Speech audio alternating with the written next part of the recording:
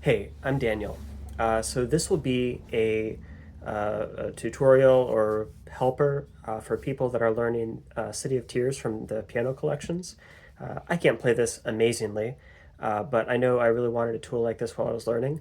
I really wanted to put together like 16 different videos, each of a different section, with a whole bunch of things for each section.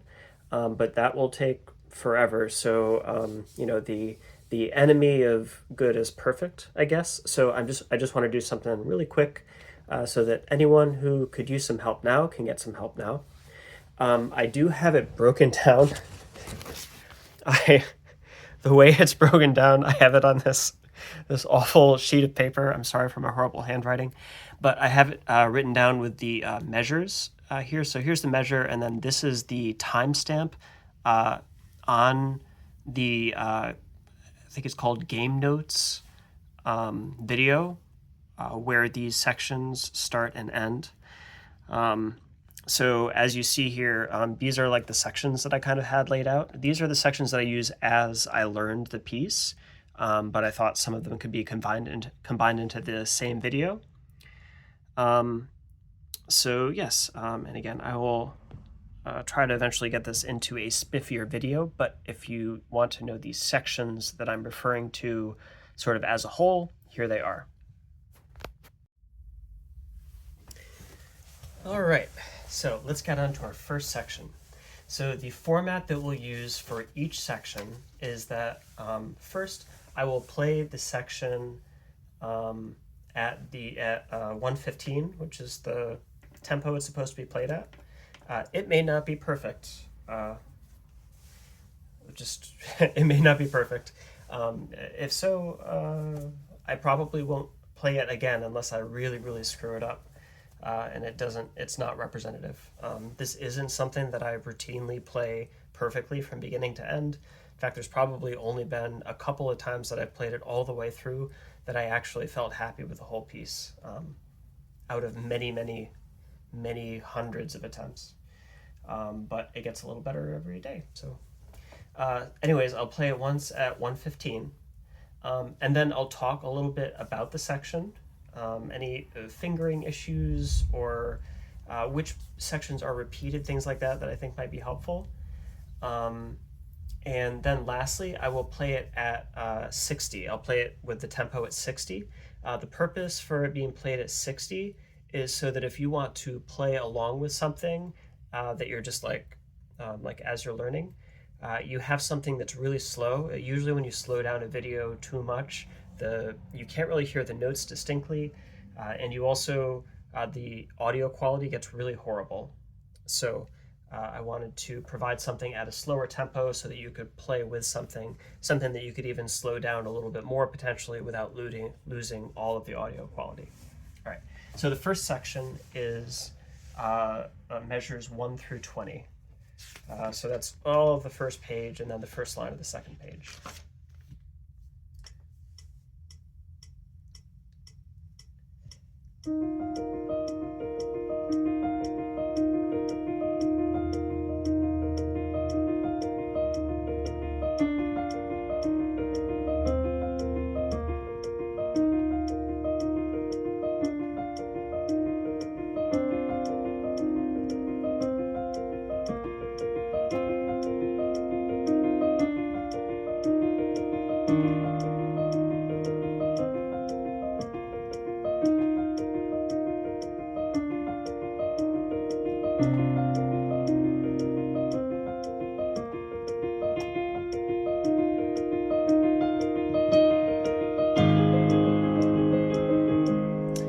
I just played a little bit into the second section just to get the transition in there. So let's talk about that section. Mechanically, I think this is the easiest section, maybe, in the piece. The most important part, I think, of this section is the emphasis of the melody. So if you are not emphasizing all those melody notes, this, then there is no melody, right? So emphasizing that is really important. And then secondly, it's important to keep those notes legato. and to keep them not too abrasive or punchy. So if you hit the note like this, there will be an edge created in that that sounds really bad. You want to not like strike the key. This is not like a percussive or staccato thing. This should be quite legato, and it shouldn't be full strength. So that's the difficulty, I think, of this section, is playing them loudly enough that it creates, loudly enough that the melody stands out, but not so loudly that it becomes grating to hear that melody. So now I'm going to play that same section at 60 beats per minute. Just to state the obvious on tempo, each beat is broken into triplets, into eighth note triplets. So even though this is the beat, the notes will be like this on each 1/3 of the beat. So it's a little bit different than it would be if they were normal eighth notes. Okay.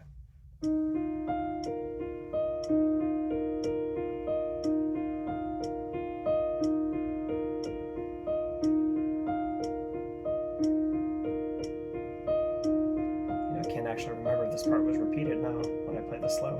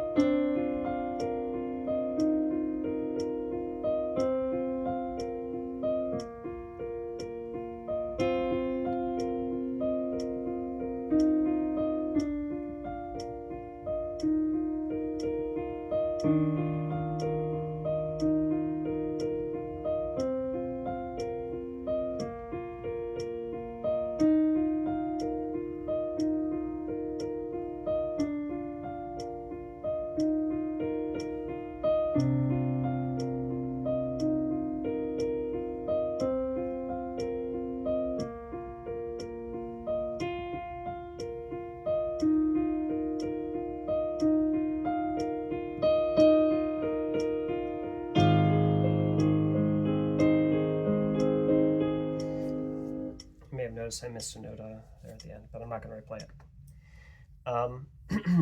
There is also some pedaling technique to the first section that I noticed as I played it. But I guess the important thing is to hold the pedal, but then notice when you get to a section and your notes are running together that shouldn't and creating dissonance. When that happens, you need to press the pedal, but it's beyond the scope of this video to talk about pedal technique, especially since mine isn't particularly good. Okay, so that's section 1. Now let's do section 2. I will at least try to do timestamps for this video. Section 2 is measures 21 through 28. So 21 through 28 is just that section there, right after the initial, arpeggios or whatever. So let's do that at 1:15.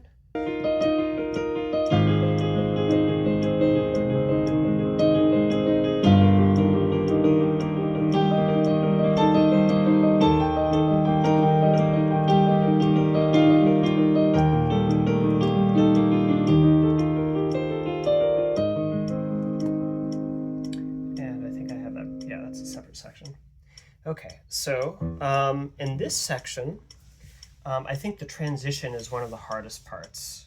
So the transition is where we're going.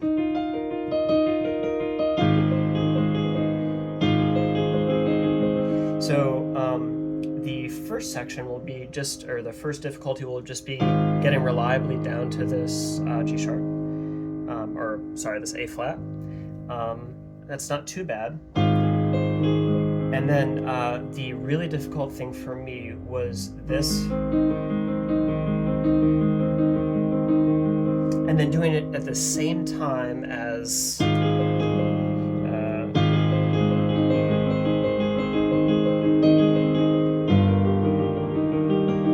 So it's like these are playing these 4 notes, but each beat is 3 notes. So it plays a different, like it doesn't stay with the beat. That left hand doesn't stay with the beat.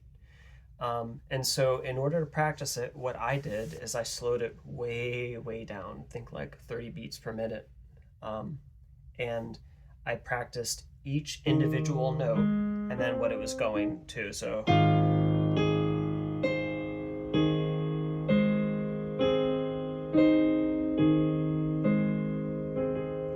and I went through the entire thing like that and very, very slowly gained speed with it.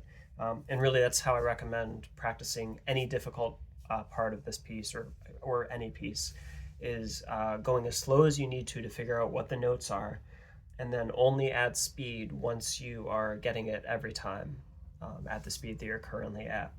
And don't be afraid to do just like pathetically slow speeds. Slow it down as far as you need.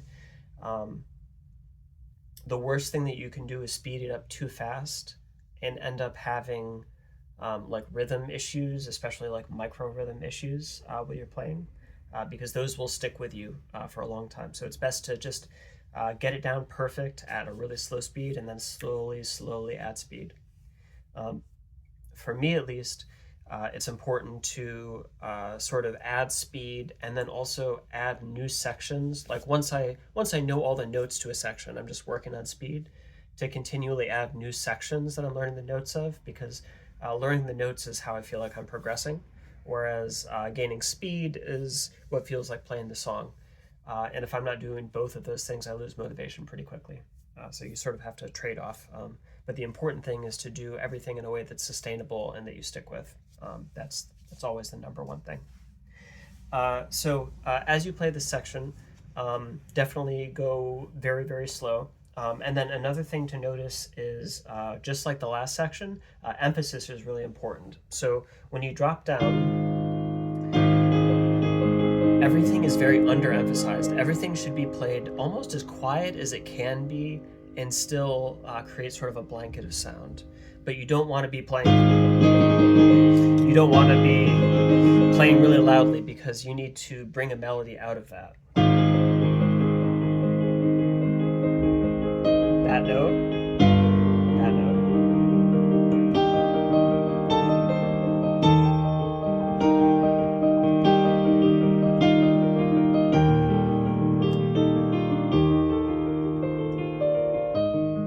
So you can see how there are a handful of melody notes that need to be emphasized. You should practice emphasizing those when you're playing really, really slow, because they're really hard to add after the fact. I had to do that with a lot of sections. And then also those octaves are part of the melody. Definitely use another video for reference for those sections. I listened to it over and over so that I just had the melody in my head. It's really hard to connect that melody to the notes you're playing, so you really have to just kind of work it in as you go. Or at least that's how it was for me. And then now I'm going to play it at 60 beats per minute.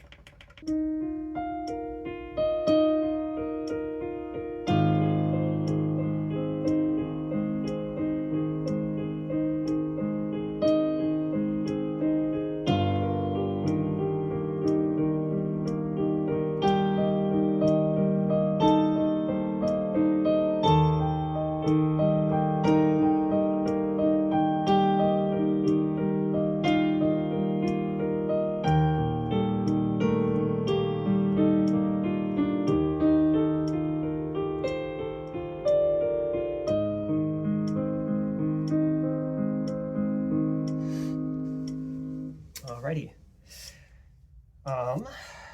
Okay, on to section 3. Section 3 is measures 29 through 34, starting at 1 minute of that game notes video. God, I hope that's the right channel name. So 29 through 34, and that's that section with those arpeggios.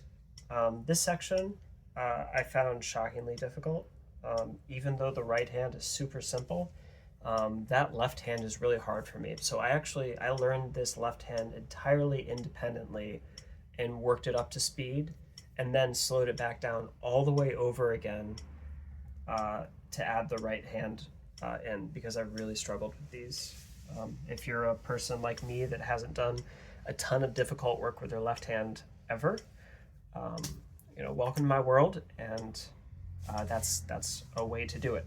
A lot of this piece is very left hand heavy, so I definitely highly recommend separating out the hands, learning them, and then just enduring the pain of combining them. Getting the muscle memory is everything. Okay, so the section 3, again, that is 29 through 34, 115.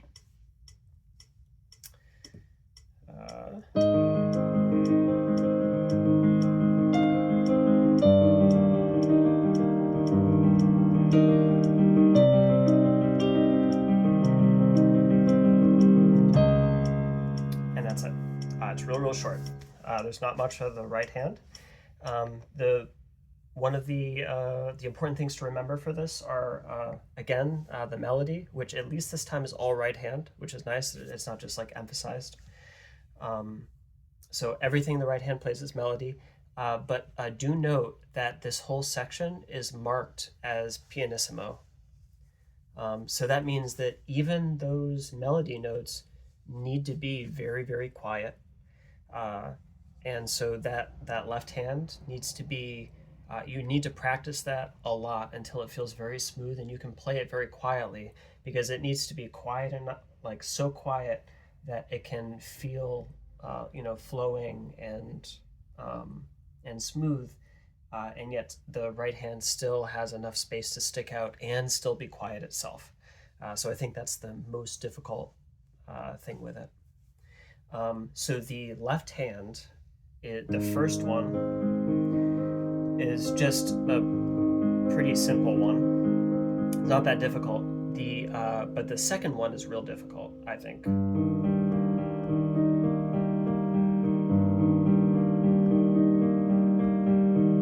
So what I'm doing is I'm tucking this thumb under on this G. So you can see that this G is played by two different fingers. It's played by my middle finger here, and then the thumb the rest of the time. Getting that to feel smooth took a long time. And then everything is just played twice, and then this is just C minor. That part did not feel as hard to me, the C minor part. The real hard one for me was whatever this is, like an E flat over a G, or whatever that turns out to be in terms of chords. That was a real struggle for me. All right, so let's do that at 60 now.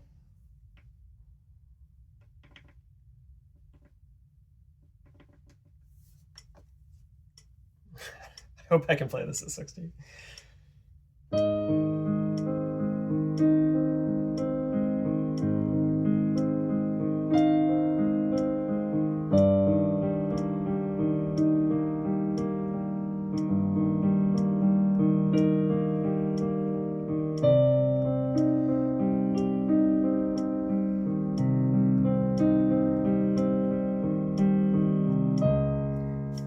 That was not perfect, but it's good enough.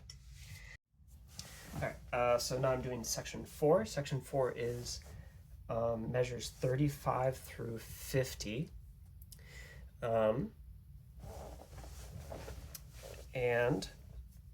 we're going to start by playing that at 115.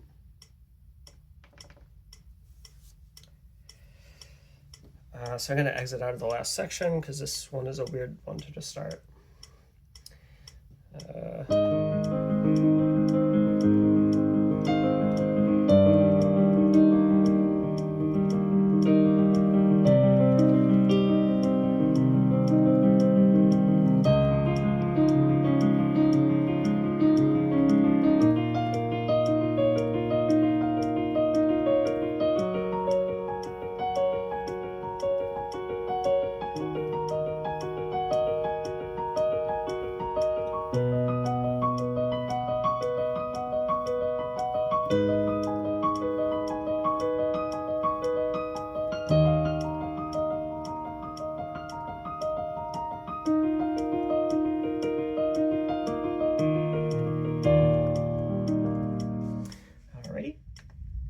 So with that section, boy, did I spend a lot of time on this section, and it really is mostly, um, it was just mostly getting the coordination correct for me.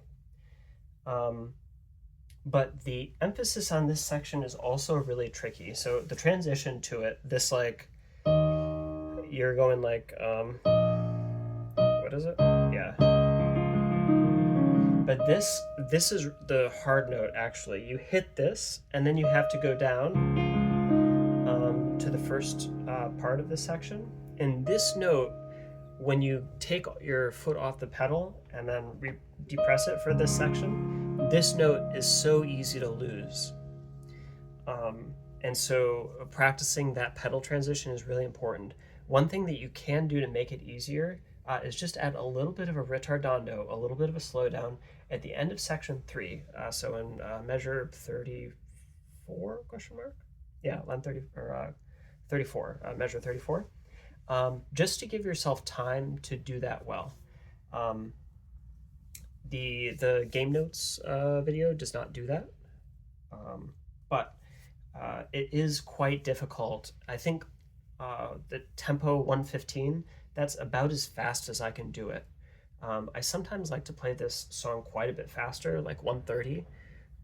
There are some parts that just sound really cool at 130. I cannot do that transition at 130, so I have to use a retardando. And I don't think the retardando sounds bad, so if you like it, use it, because no one's going to tell you you're wrong. It's your interpretation of the song. You don't need to play it like I play it. You don't need to play it like they play it. You can pick out a different melody. It's your music to play. But this is what it sounds like if you add the retardando. Let's see here. Let's see, you're playing.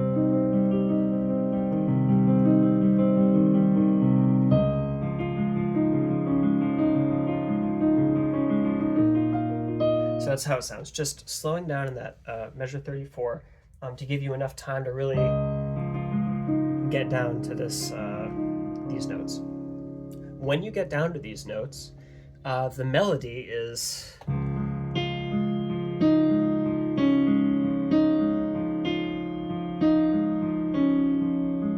And then the timing is a little weird getting up to the next octave, so it's...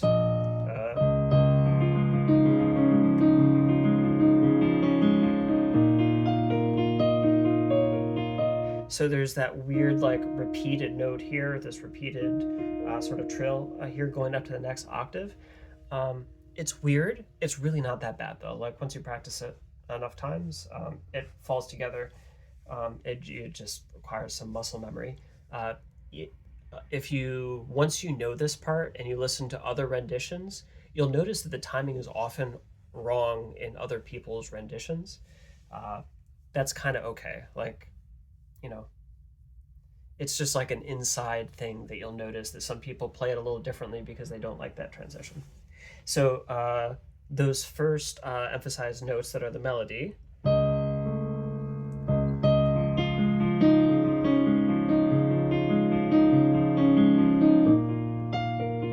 now those are the melody.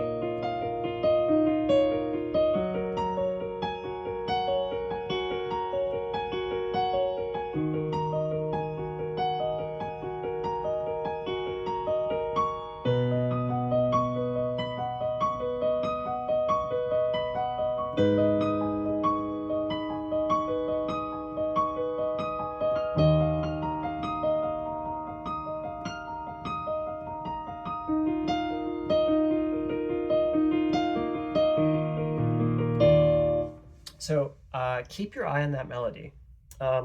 This is one of the few sections where I would actually recommend learning it without emphasizing the melody first, getting it up to speed, and then adding the melody.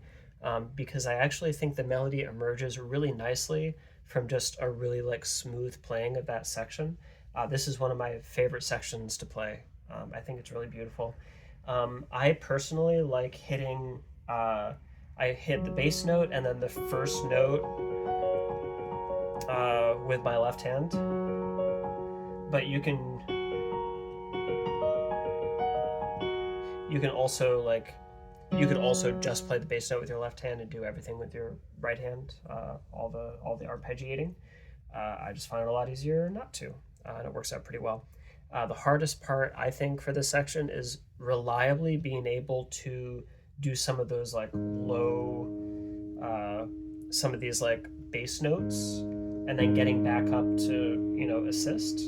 You can also hit the bass note and then just for that note kind of do something with your right hand. You'll notice me doing that a couple of times. And then the other hard thing is that you'll do things like, so there's a lot of these jumps, and those are really difficult to get in both consistently and also so that they sound okay. I think I do like a 6.2 out of 10 on that. I don't think I sound great on that section, but I think those are the difficult parts. Okay, so let's play that now at 60 beats per minute.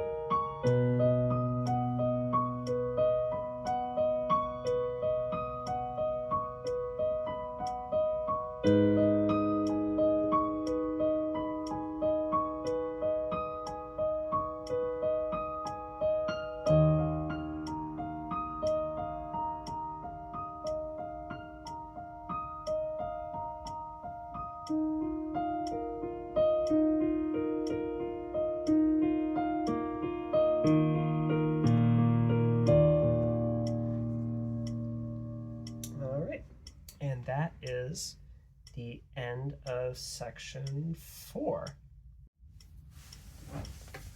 All right, so section 5. To this day, this is probably one of the most difficult sections for me. It is just really, really easy to mess it up. So section 5 is 51 through 66, although I did practice it as 51 to 58 and 59 through 66 kind of separately.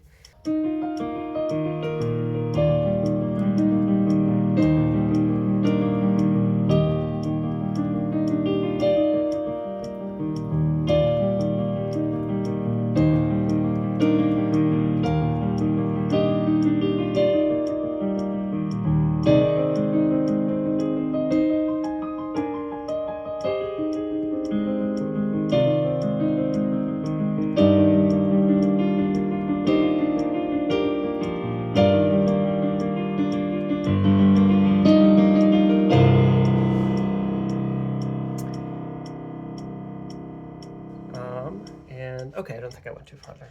Okay, so that is section 5 at 1:15. All right, sorry, I had to restart because I played the wrong piece or the wrong part. All right, so this section at the very beginning,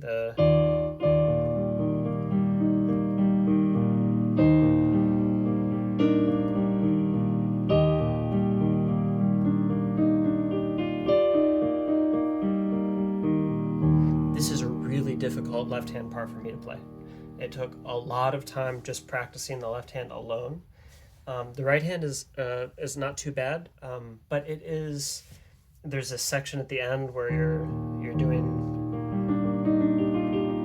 this part up at the end sort of interferes with the right hand, so you sort of have to learn the right hand and the left hand together when it's slow, because otherwise you'll learn the left hand and then it will conflict with what your right hand is doing, which is what happened to me. So that's really difficult. And then once you have that down, then there's this whole section has areas where your hands conflict with each other a lot. So I guess play slowly. Watch my fingering if you're not sure what to do. Use your own fingering if something feels better. Always use your own fingering if mine looks bad or weird or you don't like it or whatever. Please don't feel attached to my fingering. My fingering is awful. I don't know anything. So, do what feels right for you. But use mine as sort of a reference when you need it. But then when you, uh, as you build up speed, just make sure that you're paying attention to where the melody is. So the melody here is that.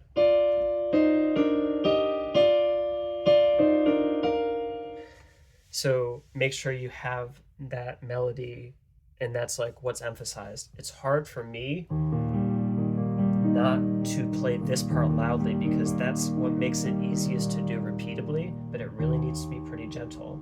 And this part needs to be kind of gentle too, because otherwise it's very like jarring. So it really has to be.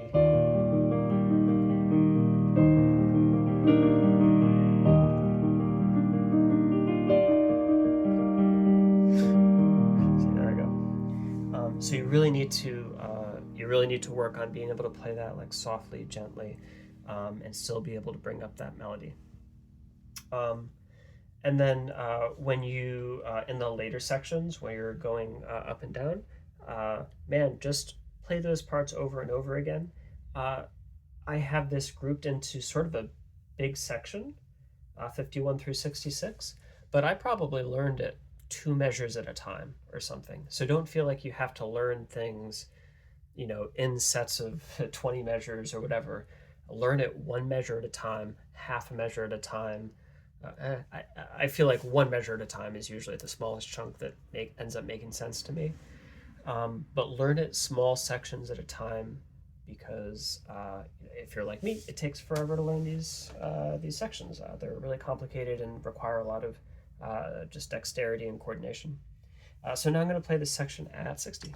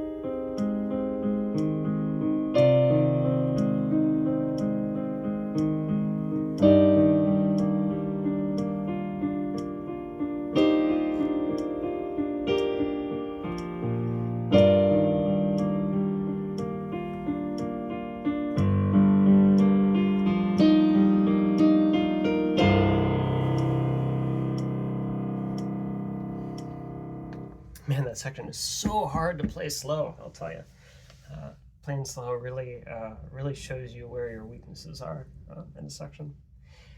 All right, so that is the end of section 5. That whole section feels very, very twisty to me. But stick with it. It's also really fun to play. It sounds really cool. And I also think the next section is really, really fun to play.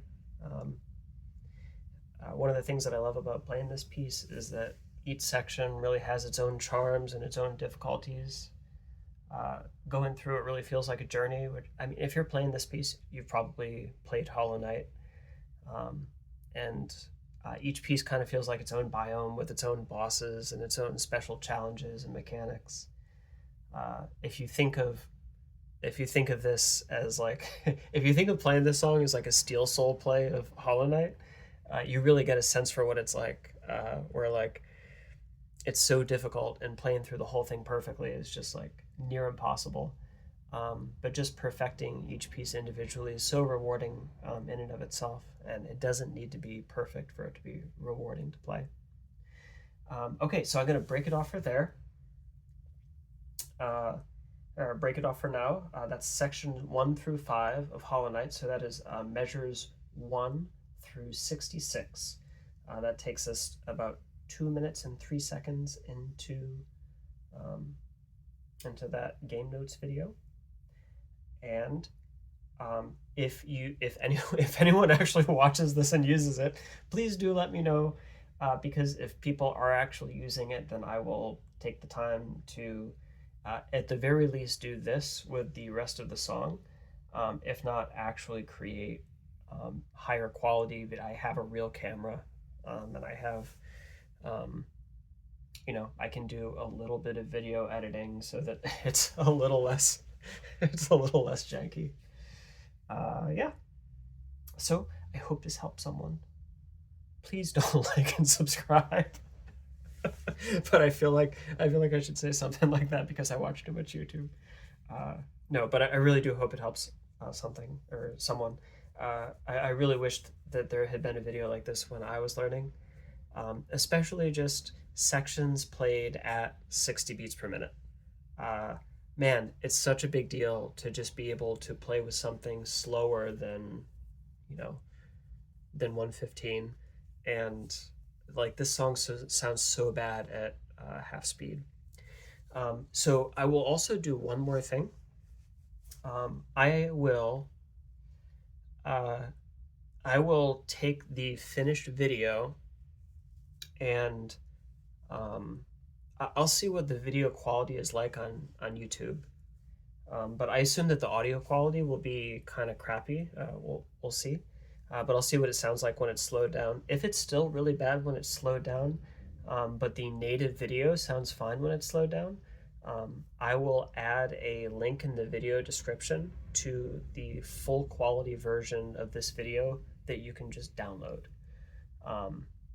And that you should be able to play at whatever speed you want. And the quality should be a lot better. If I do this like for real and do a separate video for each section, I will actually record at a really high sample rate. And if I record at a really high sample rate, that'll give the ability to slow it down even more without losing audio fidelity.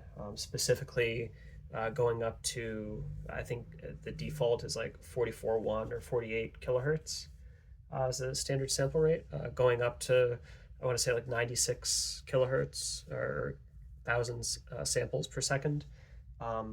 That's what allows you to go to half speed and still retain pretty much full audio quality. So if people actually are using this, then I will take the time to do that. Okay, that's it. I'm going to go ahead and play the section that we've done so far at 115 and try not to screw it up too badly. And I'm doing no additional takes because it's already late. Okay.